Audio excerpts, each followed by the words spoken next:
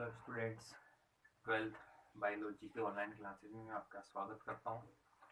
पिछली वीडियो में अपन ने अवशोषण के बारे में पढ़ा था, भोजन पचित भोजन का अवशोषण। तो अपन ने निष्क्रिय सक्रिय भी पढ़ लिया था। उसमें कुछ नोट था, जो विटामिन और जो लवण होते हैं उनका अवशोषण क्या होता है, निष्क्रिय और सक्रिय दोनों विधियों से होता है। ठीक है, विटामिन और लवण का जो अवशोषण होता है वो सक्रिय और निष्क्रिय दोनों विधियों से होता है, जबकि जो जल का अवशोषण होता है वो केवल क्या होता है, विसरण विधि के द्वारा होता है। कौन सी विधि के द्वारा? विसरण विधि के द्वारा। ठीक है, डिफ्यूजन मेथड। फिर आता है कि जो बृहद आंत होती है, बृहद आंत के अंदर क्या होता है? जल। ध्यान रखने वाली बात है कि बृहद आंत के अंदर क्या है, बड़ी आंत के अंदर केवल और केवल जल और कुछ विटामिन जैसे कि विटामिन के का अवशोषण होता है। ठीक है, विटामिन पढ़ेंगे दो प्रकार के अपने बेसिक, जल में विलेयता और तेलों की विलेयता के आधार पर। विटामिन ए डी के वो तेलों में विलय होते हैं, वसा में विलय होते हैं। ठीक है, तो वृहद आंत्र में क्या होता है, जल व कुछ विटामिन जैसे विटामिन के का अवशोषण होता है। ठीक है, कोई दिक्कत है? नहीं है। मतलब वृहद आंत्र के अंदर क्या होता है, जल और कुछ विटामिन जैसे विटामिन के का अवशोषण होता है। ये हो गया हमारा अवशोषण वाला टॉपिक। तो हम पाचन तंत्र की क्रियाविधि पढ़ रहे थे। इसके 5 भाग थे। पहला था कौन सा? अंतर्ग्रहण। दूसरा था भोजन का पाचन। तीसरा था अवशोषण। तो 3 जो पद हैं वह हमारे हो चुके, हो गए ना? 3 पद हो गए। अब चौथा पढ़ेंगे अपन, स्वांगीकरण। कौन सा पढ़ेंगे? स्वांगीकरण।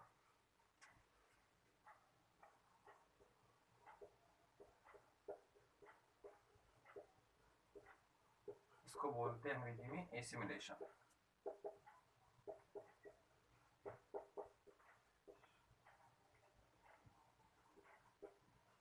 एसिमिलेशन। तो देख लेते हैं स्वांगीकरण होता क्या है। तो जो पचित भोजन होता है, हमने जो जिसका वसी अवशोषण हो गया, तो अवशोषित खाद्य पदार्थ होता है, वो क्या होता है, रक्त के द्वारा, रक्त के द्वारा से क्या होता है, कोशिकाओं तक जाता है। ठीक है, और कोशिकाओं में जाने के बाद इसका क्या होता है, ऑक्सीकरण होता है, विघटन होता है, और जिससे क्या होती है, एटीपी या ऊर्जा प्राप्त होती है। इसी को अपन क्या कहते हैं, भोजन का स्वांगीकरण। परंतु कभी कभी जैसे क्या होता है, जो अतिरिक्त भोजन हो जाता है, ज्यादा खा लेते हैं या अवशोषित हो जाता है ज्यादा, तो वो क्या होता है, यकृत के अंदर तो ग्लाइकोजन के रूप में और त्वचा के अंदर वसा के रूप में एकत्र हो जाता है। फिर बाद में क्या है, इसका उपयोग हम क्या कर लेंगे, जैसे कि नए जैसे शरीर को जरूरत होगी तो उस समय प्रोटीन बना लेंगे, इससे कार्बोहाइड्रेट बना लेंगे, और क्या हो जाएगा, प्रोटीन वसा, वसा का निर्माण कर लेंगे। ठीक है, तो देखते हैं इसके अंदर। तो अवशोषित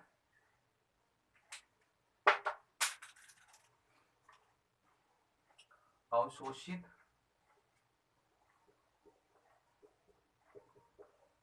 अवशोषित खाद्य पदार्थ,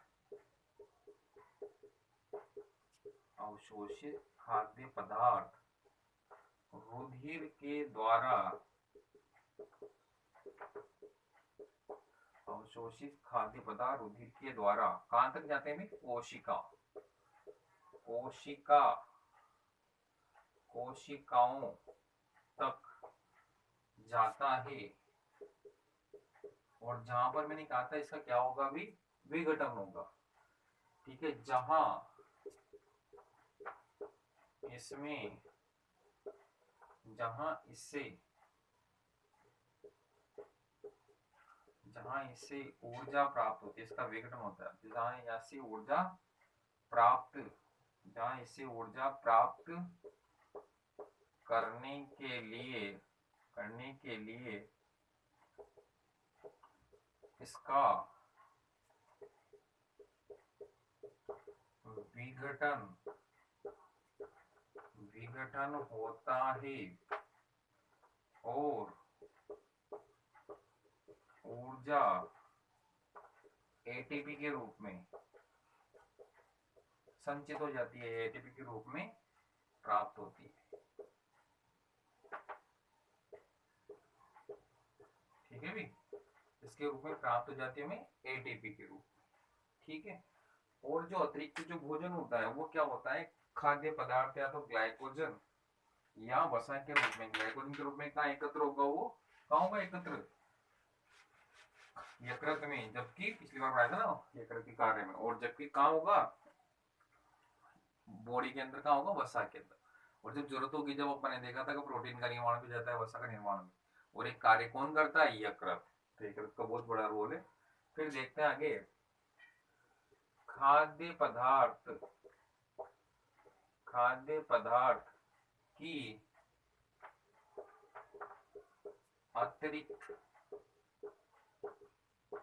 अतिरिक्त मात्रा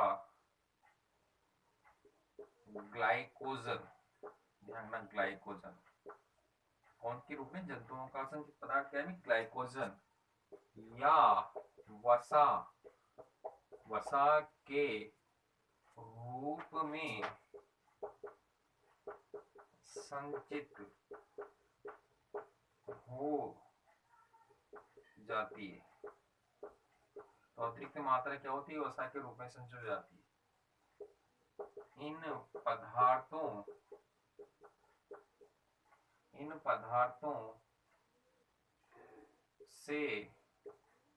पदार्थों से शरीर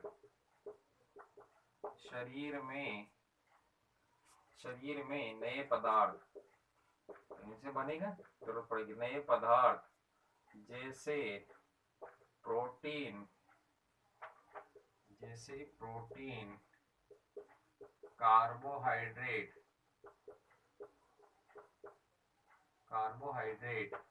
वसा आदि का निर्माण होता है।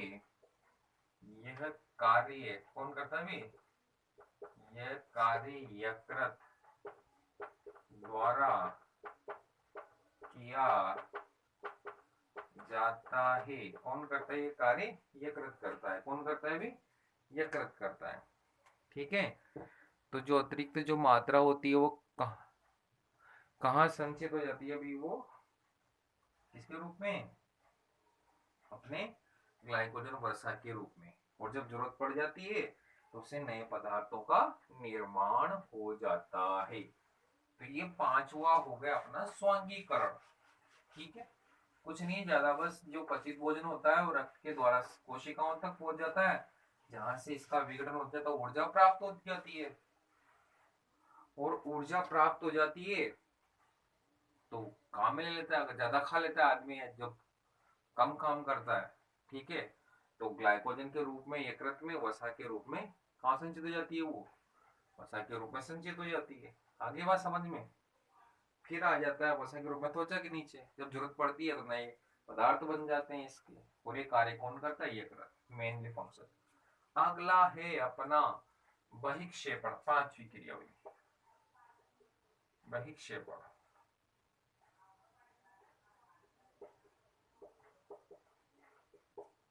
बहिक्षेपण या इजेशन,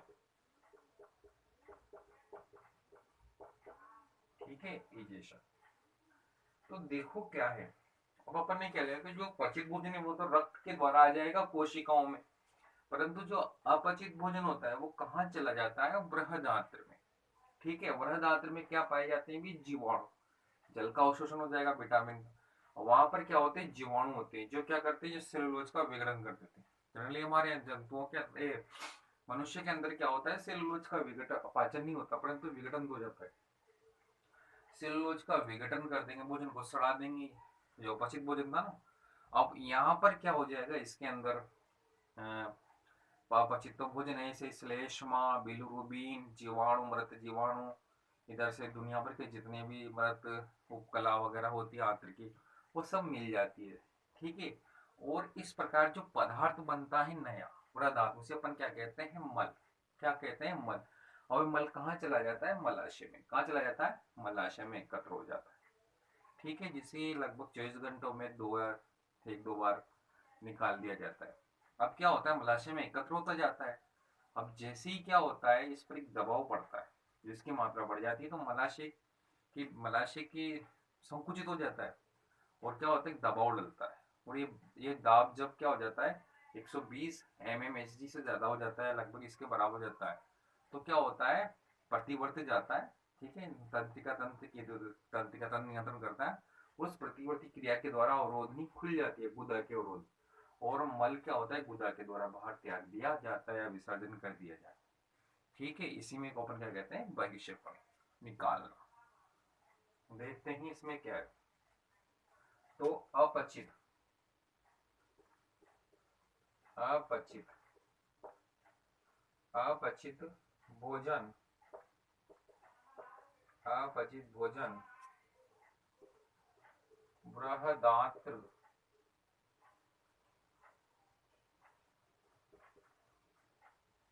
अपचित भोजन बृहदात्र में आता है। कहाँ आता है भी, बड़ी आंत में आता है। यहाँ अनेक यहाँ अनेक यहाँ अनेक जीवाणु जीवाणु होते हैं। ठीक है, अनेक जीवाणु होते हैं जो अपचित भोजन में अपचित भोजन में उपस्थित सेल्यूलोज, है ना, पाचन नहीं होता मनुष्य में, सेल्यूलोज का विघटन विघटन कर देते हैं। ध्यान ना, जंतुओं में तो होता है पर मनुष्य में, क्योंकि इसमें सेल्यूलोज एंजाइम नहीं पाया जाता। ठीक है, विघटन कर देते हैं। अब आता है बृहदात्र में बृहदात्र का मुख्य कार्य क्या था भी, जल का अवशोषण, मतलब का मुख्य कार्य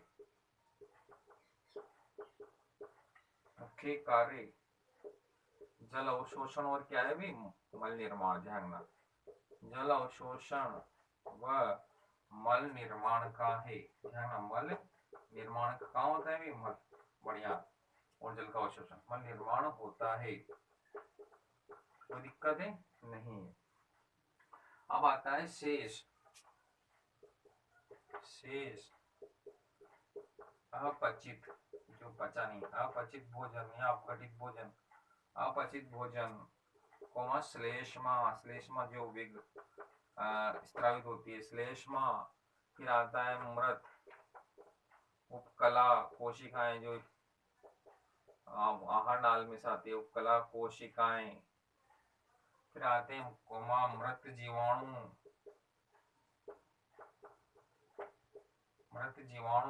फिर आते हैं पित्तवर्णक, और पित्तवर्णक में कौन आता है, बिलिरुबिन। कौन आता है, बिलिरुबिन, बिलिरुबिन आदि मिलकर मल बनाते हैं। क्या बनाते हैं अभी, मल बनाते। ठीक है, मल बनाते हैं। तो बृहदात्र में चला गया, वहां पर क्या हो गया, विघटन कर दिया सेलुलोज का। ठीक है, और इसमें दूसरे पदार्थ मिलकर क्या बन गया भी, मल बन गया। ठीक है, इस मल को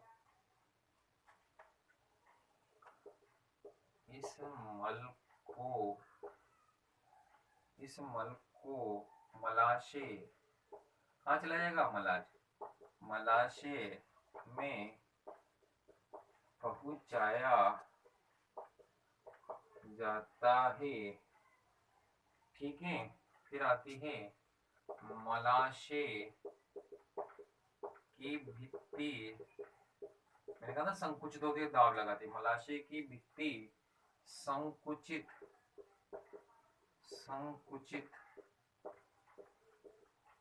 होने पर मल पर दबाव लगता है, क्या लगता है भाई, दबाव लगता है।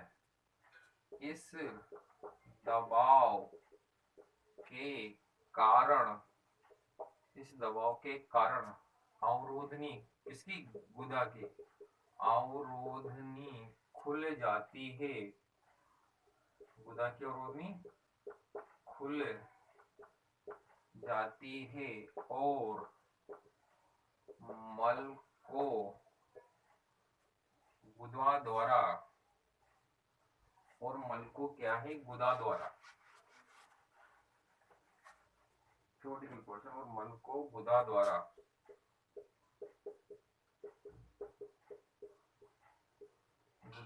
बाहर त्याग दिया जाता है। बाहर त्याग दिया, और मैंने कहा था दबाव कितना होता है बताऊंगा, 120 mm, बाहर त्याग दिया। और मल विसर्जन क्या है भी, प्रतिवर्ती क्रिया है, तंत्रिका तंत्र।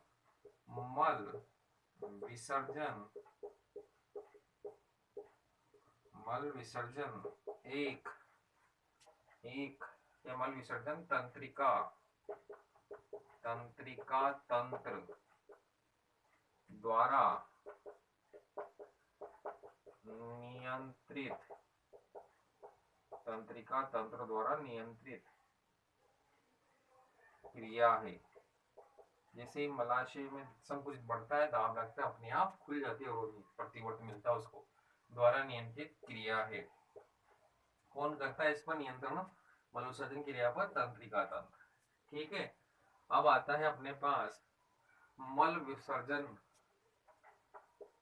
मल विसर्जन के लिए, मल विसर्जन के प्रतिवर्त, प्रतिवर्त मतलब जब भर जाता है, प्रतिवर्त जब उत्पन्न होते हैं, जब मलाशय उत्पन्न होते हैं, जब मलाशय की भित्ति पर, की भित्ति पर कितना भी मल द्वारा, तो मलाशय की भित्ति पर मल द्वारा दाब लगता है, जब मलाशय की भित्ति पर मल द्वारा मलाशय की भित्ति पर मल द्वारा एक निश्चित दाब, एक निश्चित दाब, जब भित्ति पर दाब, जब मलाशय की भित्ति पर मल का दाब, जब मलाशय की भित्ति पर मल का दाब, मल का दाब, एक निश्चित दाब, एक निश्चित सीमा, एक निश्चित सीमा, जब मलाशय की भित्ति पर मल का दाब एक निश्चित सीमा, और वो कितनी होती है, 120 mmHg, एक निश्चित सीमा तक, एक निश्चित सीमा तक, एक निश्चित सीमा तक, और कितना होता है ध्यान ना, कितना होता है 120 mmHg, 120 mmHg एक सीमा तक पहुंच जाता है, तभी क्या होता है, वो अवरोधी पहुंच जाता है। ठीक है, ये हो गया हमारे विक्षेपण। तो वृहदांत्र में आता है, वृहदांत्र से डाइजेशन वगैरह हो, जो मलाशय में एकत्र हो जाता है, जब इस पर दाब लगने लगता है। ठीक है, दाब लगने से कितना उत्पन्न होता है, 120 mmHg, तो अपने आप मल दाब लगाएगा मलाशय की भित्ति पर, प्रतिवर्ती क्रिया अवरोधनी खुल जाएगी और बाहर विसर्जन कर दिया जाता है। ठीक है, तो ये हो गया हमारी पांचों क्रियाएं, पाचन तंत्र की क्रिया होगी। पहला था अंतःग्रहण भोजन का, दूसरा था पाचन, अवशोषण, स्वांगीकरण और बहिक्षेपण। अब थोड़ा सा टॉपिक बचा है इसका कुपोषण वाला, तो अगली क्लास में ले लेंगे, अपना पूरा चैप्टर कंप्लीट हो जाएगा पाचन। ठीक है, धन्यवाद।